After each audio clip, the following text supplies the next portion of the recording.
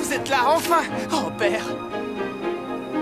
Rendez-vous compte, père, je suis parti avec 30 moutons, et je reviens avec 40. 10 agneaux sont nés. N'est-ce pas merveilleux? Viens!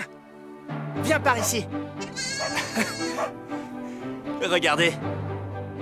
Tu es un bon fils, Abel. Que le Seigneur te bénisse.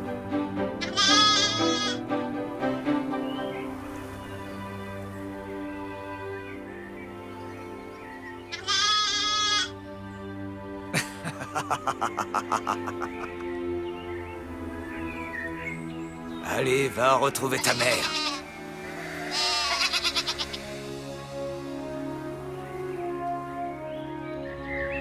Le Seigneur Dieu a dit, « Croissez et multipliez-vous, emplissez la terre et soumettez-la, dominez les poissons de la mer, les oiseaux du ciel et tous les animaux qui se déplacent sur la terre.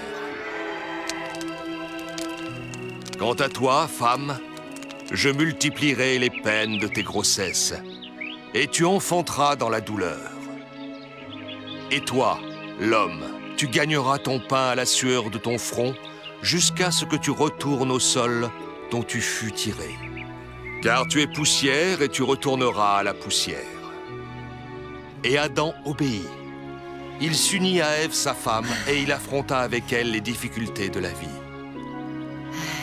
Ève lui donna 2 fils. D'abord Caïn, puis Abel.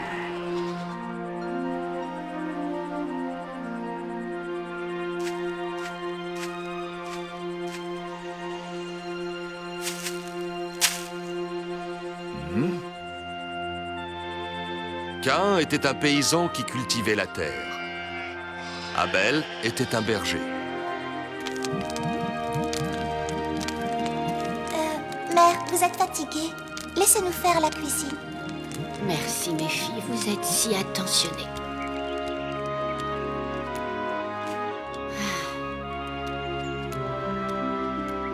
Dis donc, toi! Je t'ai déjà dit 1000 fois de ne pas traverser mes champs. Quoi? Occupe-toi de tes moutons et évite mon blé. Même si tu dois marcher 2 fois plus, ne passe pas dans mes champs. Caïn, tu as perdu la tête? Tu n'as pas entendu la voix de notre père qui vient de nous appeler? Oui, je l'ai parfaitement entendu. Au lieu de travailler et de se fatiguer comme moi, il reste tranquillement assis là-bas, sur ce rocher, et il raconte qu'il parle avec Dieu. Ce que j'aimerais savoir, moi, c'est si Dieu l'écoute, lui. Est-ce que Dieu lui répond? C'est ça que j'appelle avoir une conversation avec quelqu'un. Mais en fait, il est devenu paresseux depuis qu'il a 2 fils qui font tout le travail à sa place. C'est un prétexte pour ne rien faire. Abel! Venez, mes fils. Il est temps de préparer nos offrandes au Seigneur notre Dieu. Très bien. Passe cette fois-ci. Mais la prochaine fois que je te surprends dans mes champs, je te tuerai. Tu es prévenu.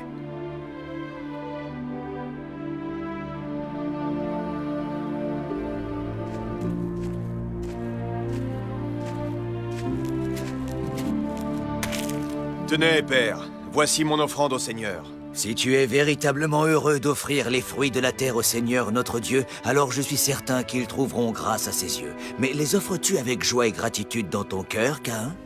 Évidemment que je suis heureux de les offrir au Seigneur, même si j'ai dû faire de gros efforts pour les apporter jusqu'ici. J'aurais préféré rester à la maison et me reposer. Le travail au champ toute la journée est épuisant. Il faut qu'il en soit ainsi. C'est la volonté de Dieu. Oui, mais pendant que moi je m'éreinte dans les champs, vous ne faites rien d'autre que parler avec lui, tranquillement assis sous un arbre. Caïn, il faut toujours que tu te plaignes de quelque chose. Qu'offres-tu, Abel?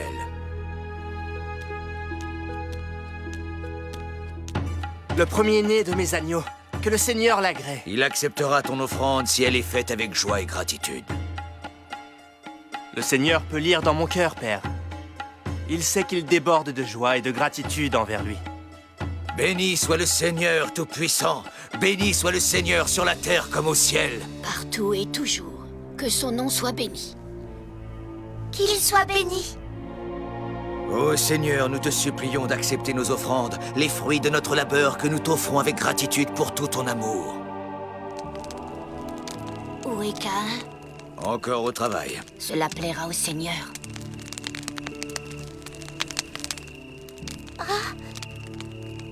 Dieu peut voir au fond des cœurs, et il ne peut pas être trompé.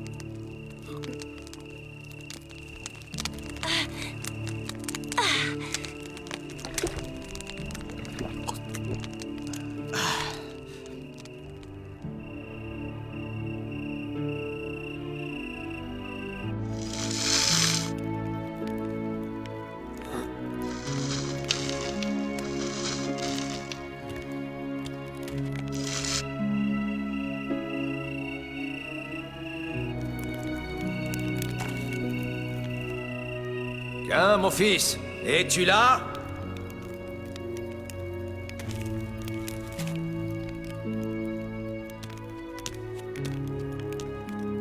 Oui, qu'y a-t-il, père?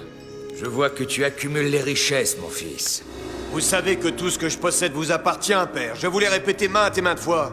Comment dois-je le dire pour vous le faire comprendre? Oui, je le sais, Caïn, tu me l'as déjà dit maintes et maintes fois, et je t'ai bien entendu à chaque fois. Mais tu sembles agir plus par cupidité que par générosité. Père, comment pouvez-vous dire une chose pareille? Ce que je fais, c'est pour le bien de la famille.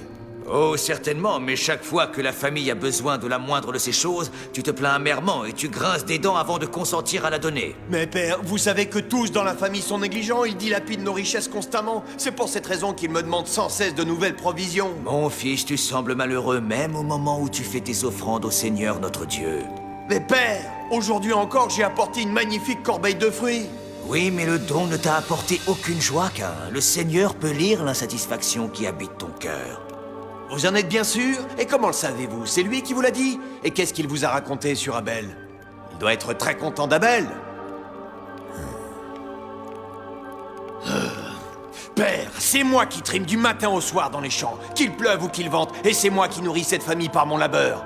Et pourtant le Seigneur n'est pas content de moi? Pourquoi avez-vous voulu la naissance d'Abel? Abel t'aime, Caïn, tu ne peux pas l'ignorer.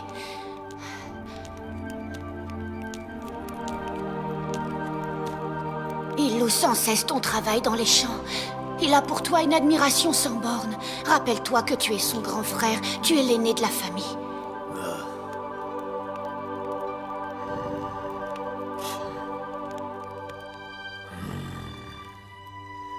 Ne craignez rien, je ferai toujours ce que vous m'ordonnerez. C'est la volonté de Dieu. Je suis heureux d'entendre tes paroles, mon fils. Bonne nuit. Que Dieu l'aide à tenir la promesse qu'il vient de faire.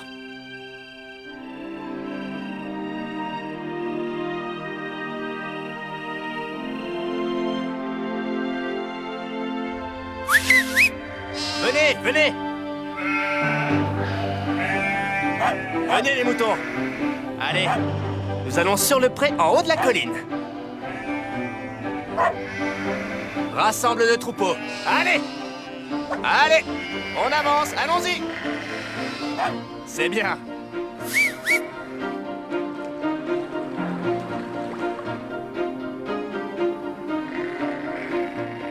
Père? Père! Je ne m'attendais pas à vous voir avant ce soir. Qu'est-ce qui vous amène? Abel, je voudrais te parler à propos de ton frère Caïn. Vois-tu, à l'intérieur de son cœur, un serpent le tourmente. Mais il t'aime. Oui, je le sais. Mais je le traiterai toujours avec le respect qu'il mérite, père. Je vous en donne ma parole.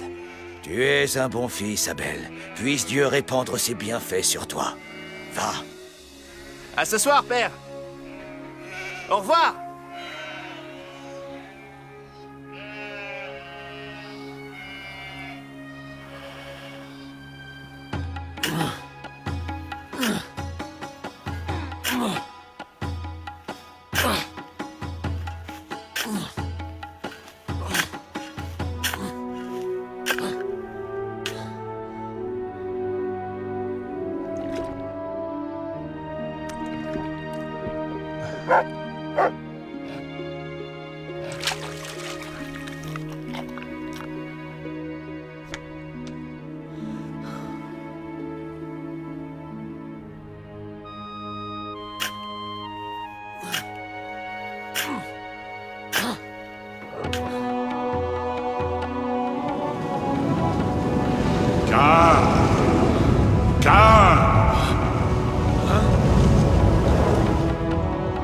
Qui es-tu?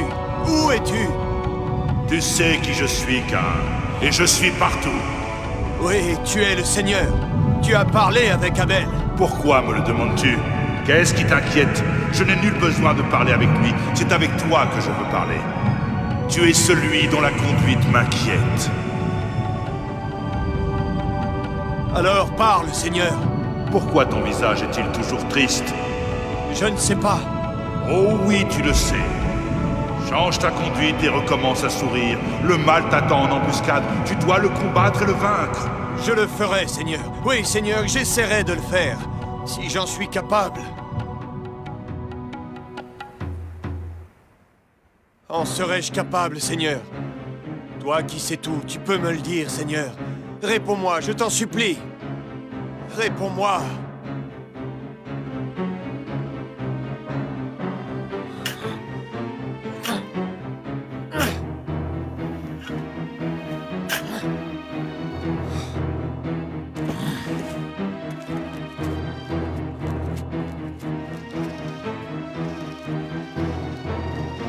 C'est ça, en tournant.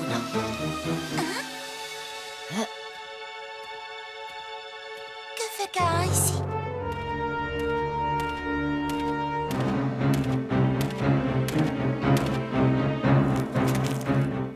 Il a l'air très en colère. Où est Abel? Nous ne l'avons pas vu, Cain. Mon fils, tu as la soif du sang dans les yeux. Que fais-tu avec cette massue à la main? Mère, vous n'avez aucune raison de vous inquiéter. Vous avez toujours craint que je sois jaloux de lui. Eh bien non, je ne suis pas jaloux de lui. Je veux simplement lui parler.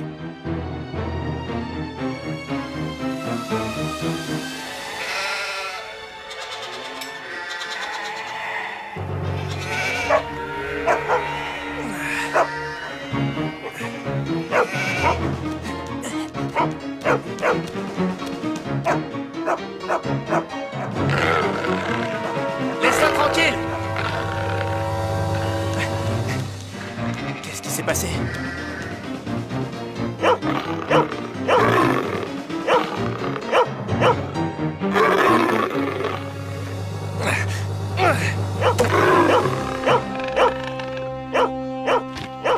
Allez, file!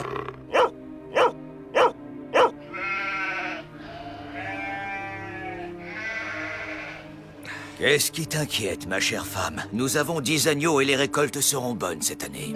Cain est passé il y a un instant. Et alors? Il cherchait Abel et il parlait comme s'il avait perdu la tête. Alors tu as raison de t'inquiéter. Je vais aller le chercher.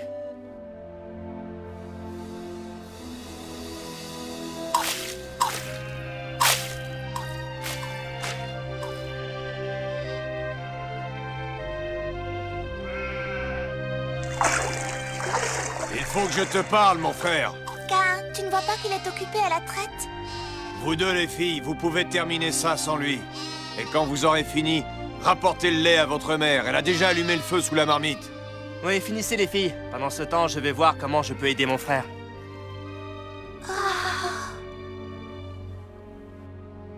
Pourquoi est-ce que tu es venu me chercher, Cain?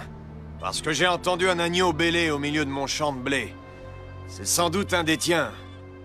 Faudrait mieux que ce soit toi qui le trouve, parce que si c'est moi, je ferai un feu et je le retirerai sur place. Tu cherches par là, et moi j'irai par ici.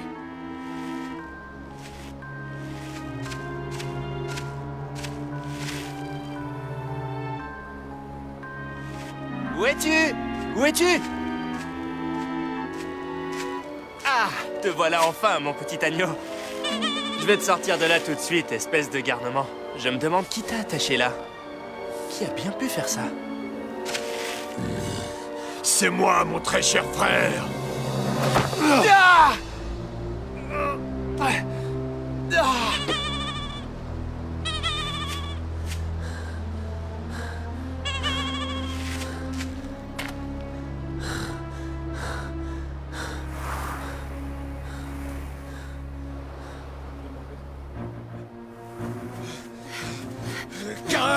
Abel! Où êtes-vous? Eve, il n'y a personne ici. Je crois qu'il faut que je m'assoie un instant, ensuite nous rentrerons à la maison. Ils finiront bien par rentrer. C'est un des agneaux d'Abel. Comment te retrouves-tu si loin du troupeau? Hein?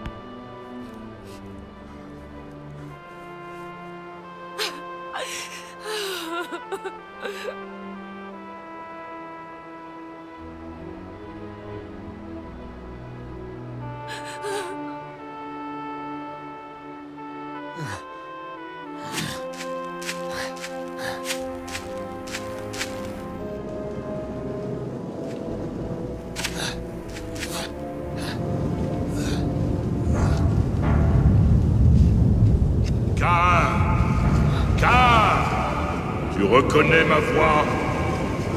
Évidemment que je reconnais ta voix. Tu es le Seigneur. Pourquoi est-ce que tu m'appelles? Dis-moi, Caïn, où est ton frère Abel? Je sais pas. Suis-je le gardien de mon frère? Qu'as-tu fait, Caïn?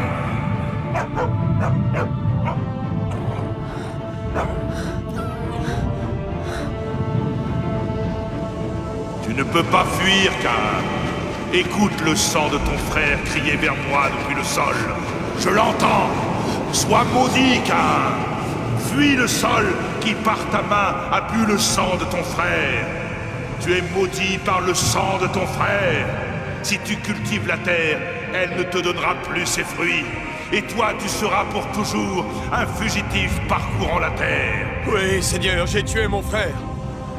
Ne m'abandonne pas. Je suis là, Caïn.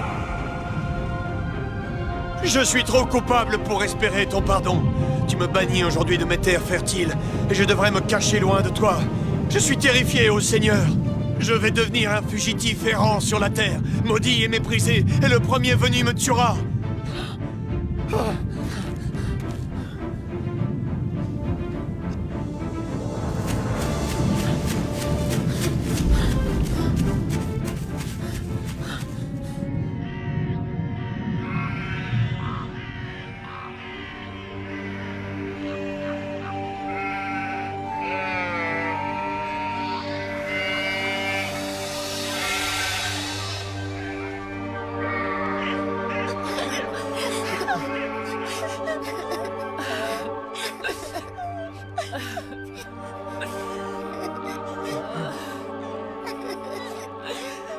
Seigneur, que nous est-il arrivé? Qu'est-il arrivé à mes deux fils? Aide-moi à comprendre ce que seul je ne peux comprendre. Seigneur! Le frère a tué le frère, Seigneur. Je sais qu'Abel était cher à ton cœur, mais j'ai perdu mes deux fils et je suis submergé de chagrin.